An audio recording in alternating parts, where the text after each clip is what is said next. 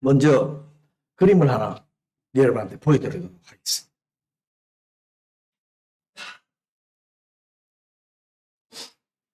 제 조카 이거 보고 깜짝 놀랐는데 보험증을 가지고 있어요. 근데 사람 보험증이 아니라 동물 보험증이야. 저는 깜짝 놀래가지고. 근데 동물도 어떤 동물이냐 그러면 하무스타야. 아, 강아지에도 보험증 있어요? 나는 사람만 보험증이 있는 줄 알았는데 하무스타도 보험증이 있어요. 또 매달 돈을 내요. 1,500원인가 1,100원인가 내는데 그러면 이상이 생겼을 때 우리 인간하고 똑같아. 병원에 가면 혜택을 받는다는 게 보험 혜택을.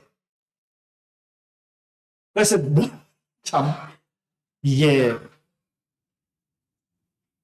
어떻게 이걸 해석해야 될지도 잘 모르겠는데 지금 세상이 이렇습니다. 지금 우리 돌아가는 세상이요. 그래서 지금 저는 깜짝 놀랐어요. 그래서 너무나 참 이런 일이 있어가지고 여러분하고 한번 나눠보고 지금 강아지도 물어보니까 강아지는 그래도 집에서도 많이 키우는데 하무스타까지 사진을 찍어가지고 하무스타라고 이름까지 올려가 있어. 야, 네, 세상이 이렇다고요, 여러분. 세상이 정말 문화가 물론 현대 문화가 발전하니까 이렇게 급속도로 바뀌는 것은 알지만 지금 이렇게 바뀌어가고 있습니다.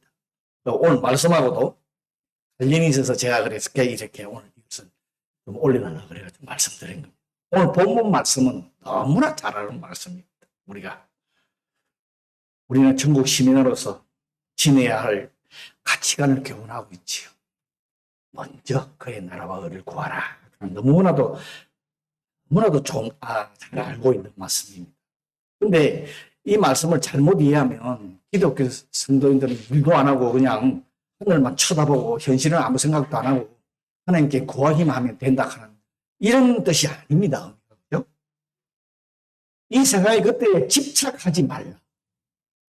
참되고 선한 것들, 영원한 것들을 놓치지 말라고 우리를 해서 예수님께서 지금 말씀하고 계시는 것입니다. 하나님 자녀들은 제도 설교도 제가 몇 번도 했지만 우선순위를 분명히 하라 하는 겁니다. 예수님을 따르는 자들은 먼저 그의 나라와 그분의 의를 구하라. 이 구하라 하는 것은 현재 진행형입니다. 보면. 그러니까 한 번 구하고 끝나는 게 아니에요. 우리 저 천국 갈 때까지 구해야 되는 거예요.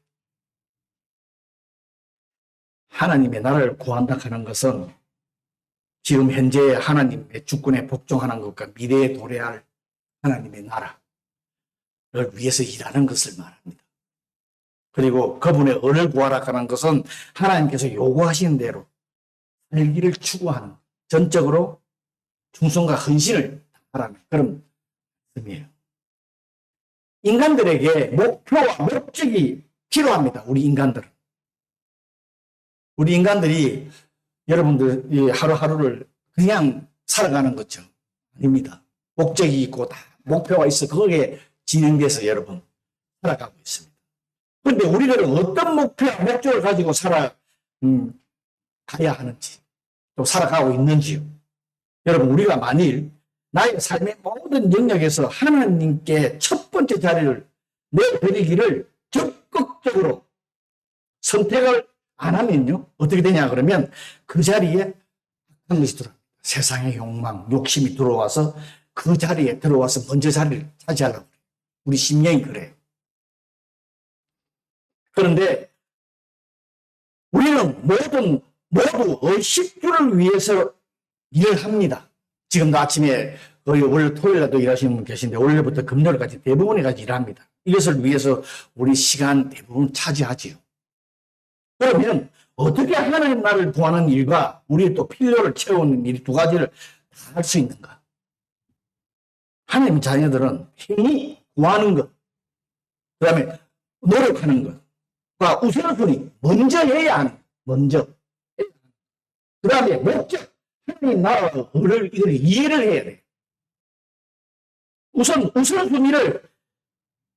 우선순위하고 순위는 다른 문제라는 거예요.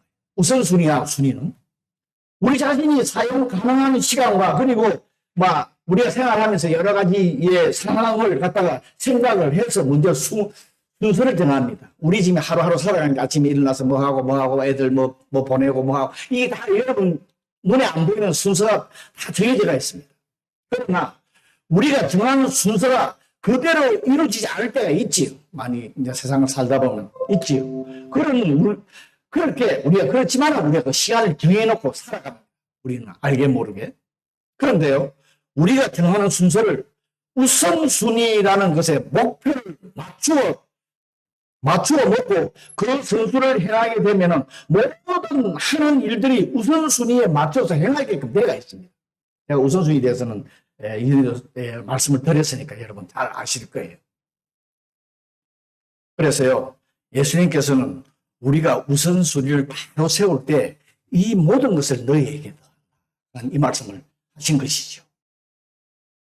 예수님을 따르는 자들이 하나님 나라를 먼저 구할 때 하나님께서 그의 필요를 채워주신다 하는 거예요.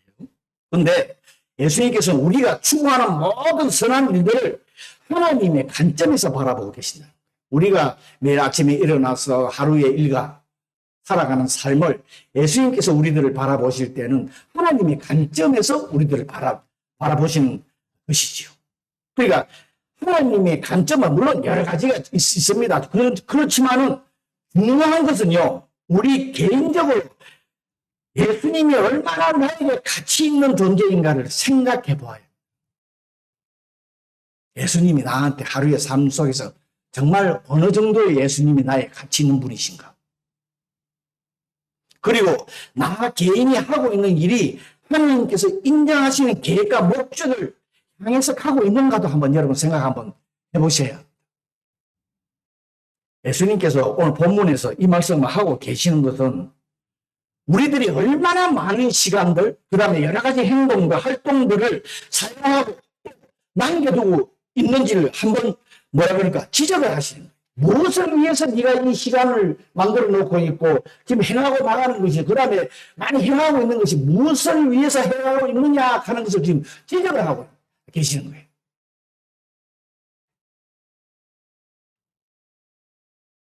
우리가 만일 먼저 구하고 지속적으로 찾고 철저히 존중하고 끊임없이 실천을 하려고 그분의 도우심을 구한다면은 하나님의 통치 아래서 우리들이 살아갈 수가 있습니다. 그분이 원하시는 대로 우리들이 살아갈 수 있습니다.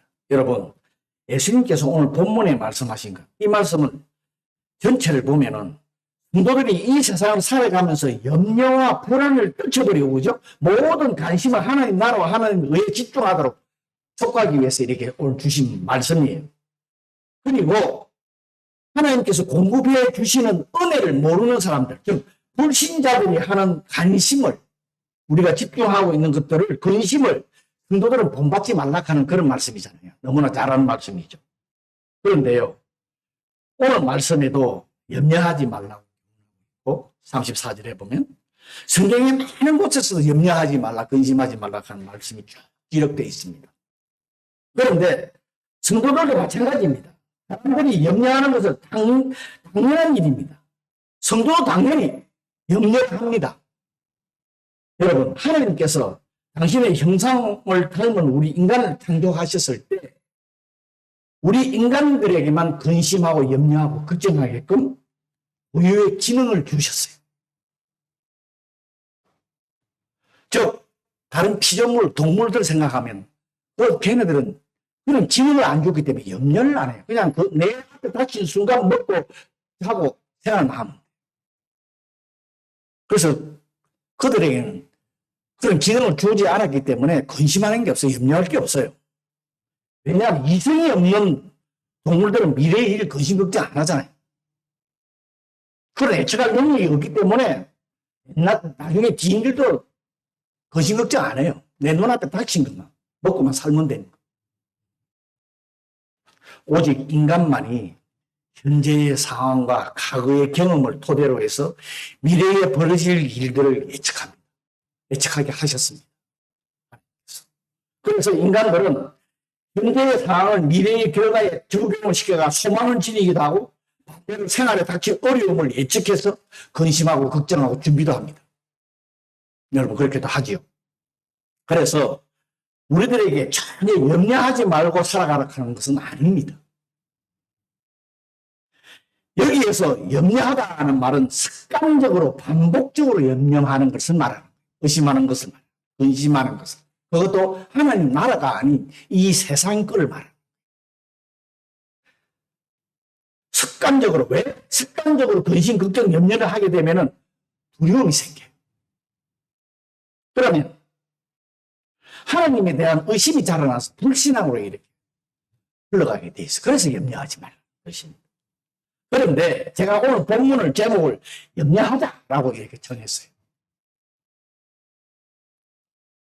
하나님의 자녀가 습관적으로 근심, 걱정, 염려해서는 안 되지만은 세상 것을, 그렇지만은 염려해야 되는 것이 있다는 것이죠. 지금 우리 인간들이 살아가고 있는 이 세상은 근심, 걱정, 염려가 없을 수가 없습니다. 이 땅에 살고 있는 사람은 누구나 장래일에 대한 걱정과 염려를 지니게 되어 있습니다.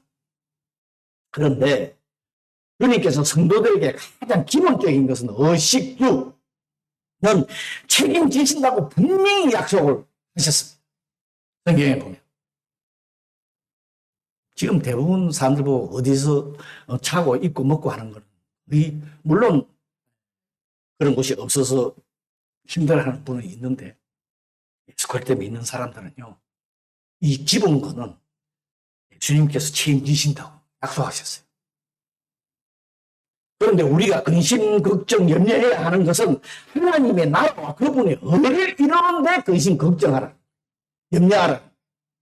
반대로 지금 말씀을 분석을 하면요, 고린도후서 7장 10절에 보면은 바울 사도도 하나님의 뜻대로 하는 근심은 후회할 것이 없는 구원에 이르게 하는 해결을 이루는 것이요, 세상 근심은 사망을 이룬다 하는 그런 고백을 했어요. 고린도후서 7장 10절에 보면 기록되어 있어요. 여러분, 우리는 세속적이고 기본적인 근심과 염려에서 벗어나서 하나님과 그분의 나라의 일로 근심하고 염려하는 한 차원 높은 우리 수준의 인간들이 되어야 됩니다. 성도가 되어야 됩니다. 그러나 하나님의 자녀들은 나 자신이 어떻게 하면 하나님을 기쁘시게 할 수 있을지도 근심하고 염려해야 합니다. 여러분, 이런 근심, 염려해 보셨어요? 내가 하나님 기쁘시게 하기 위해서 염려하고 걱정하면 해보셨어요? 또 자신의 단점과 잘못을 인해 근심해야 됩니다. 염려해야 됩니다. 물론 예수 그리스도의 십자가의 보혈로 기도하면 되죠. 여러분, 회개는 근심이라는 사실입니다. 그걸 아시는지요? 어떻게 하면 나 자신이 하나님 앞에 합당한 자로 행할 수 있는지 정말 비통함에 근심해야 합니다. 그리고 교회를 위해서 근심하고 또 염려도 해야 합니다. 기도도 우리 다 기도하고 있지만, 그렇지만 또 기도하지요. 어떻게 하면 하나님 앞에 합당한 교회를 세워줄 수 있는가 염려해야 합니다. 여러분, 나 자신의 신앙과 가족의 구원과 그 다음에 우리 기도하고 있지만 교회를 위해서 염려를 하다 보면 어떤 결과가 나올 것 같아요? 우리들에게 나타나는 현상이 뭘 것 같아요? 나의 힘으로 도저히, 아까 기도도 해주지만 도저히 할 수 없다 하는 걸 깨닫게 되어 있습니다. 본인이. 그러면 어떻게 돼요? 분명히 주님을 의지하고 주님 앞에 무릎 꿇고 기도하는 것밖에 없는 거예요. 우리에게 꼭 필요한 것은 예수님밖에 없다는 것을 여러분 깨달아요. 예수님밖에 없습니다. 성령 충만함 받는 것밖에 없습니다. 지난주도 그 설교했죠. 성령 충만에 대해서. 일본 속담에 이런 말이 있죠. 아까 신고모 민나데 와타레 받고 빨간 신호등이라도 참 같이 건너면 무섭지 않다. 이런 일본의 속담이 있는데 별로 좋은 속담은 아닙니다. 혼자서 나쁜 짓을 못하지만 여러 명 모이면 나쁜 짓 할 수 있다. 그죠? 그런데 왜 제가 지금 이 속담을 말씀드린가 하면 이 속담을 우리들의 신앙에 한번 비춰보기 위해서 제가 지금 말씀을 드리는 거예요. 우리들의 신앙, 믿음도 교회나 공동체 안에서 모여서 오늘처럼 찬양하고 예배드리고 이러면 모두가 신앙이 너무 충만한 것 같아요. 아무리 무서워 힘든 사탄 마귀가 와도 막 무리치고 그냥 나갈 것 같아. 이겨서 승리하는 사람은 이 세상 나가서 계속 살 것 같아. 그런데 예배를 마치고 각 가정, 각 일터로 돌아가면은 혼자 있을 때는 어떤 신앙인가? 우리들 대부분은 시간을 혼자서나 가족들하고 보내죠. 그래서 우리에게 나타나는 믿음이라 그럴까? 우리에게 필요한 신앙이라 그럴까? 혼자 있을 때 나타나야 하고 필요한 것은 혼자 있을 때. 그렇죠? 그런 게 아닙니까? 신앙이? 어떤 목사님이 이런 말씀하셨어요. 현대 교회는 선교하는 방법은 잘 세워 진행을 한대. 막 바쁘면서 좋아가지고 막 모여서 맨만 모여서 막 한대. 근데 막 거기 모여서 기도하고 막 찬양하면 성령 조금만 성령 보인다는 거예요. 근데 막상 예배나 집회가 끝나고 각자가 일터나 가정으로 돌아가면은 정말 사탄과 신앙의 싸움에서 전부 다 쓰러진 사람이 굉장히 똑같은 죄를 계속 범하고 있다. 여러분 어떤지요? 그래서 교회가 해야 할 것은 선교 대책인 방법론이 아니라 개개인의 영성을 키우는 데에 노력을 다해야 한다. 그렇게 말씀하셨죠. 참 일리가 있는 말씀이죠. 물론 목사도 마찬가지입니다. 개개인의 신앙이 올바로 서 있지 않고 교회가 커지게 되죠. 부흥하게 되죠. 그러면 꼭 문제가 생겨서 갈라지는 일이 생긴다. 이해가 되는 여러분 말씀이죠. 언젠가 분열을 한다. 그래서 무너진다는 거예요. 특히 요즘 세상은요. 아까 제가 함스터도 보여드렸지만 인터넷과 문화의 발달로 인해서 영적으로 깨어있지 않으면 얼마든지 죄를 지을 수 있는 세상이 되어버렸습니다. 그 중에도 일본 사회는 매우 심각하다고 합니다. 제가 뭐 구체적으로 말씀을 안 드려도 여러분 잘 아실 겁니다. 일본에 오래 사셨으니까. 가부키 쪼란데 나은 엉망이랍니다.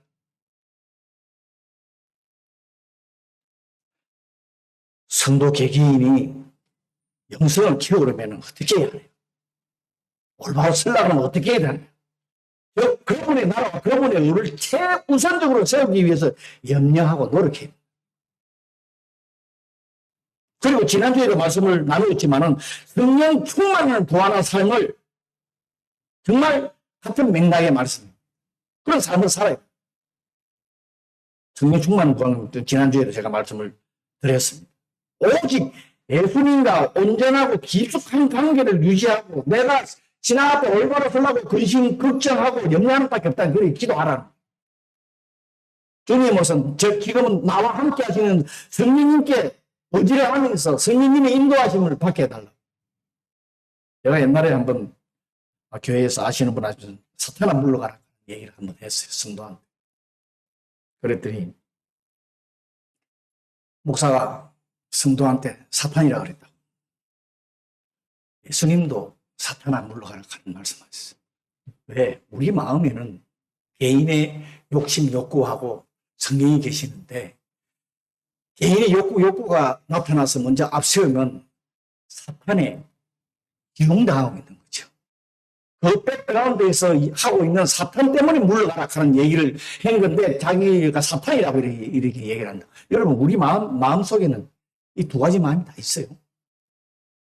이 인간의 욕망, 사탄이 주는 것을 억누르기 위해서 성령님이 충만하게 성령님이 인도하시게 만들어야 되는 거 아니에요.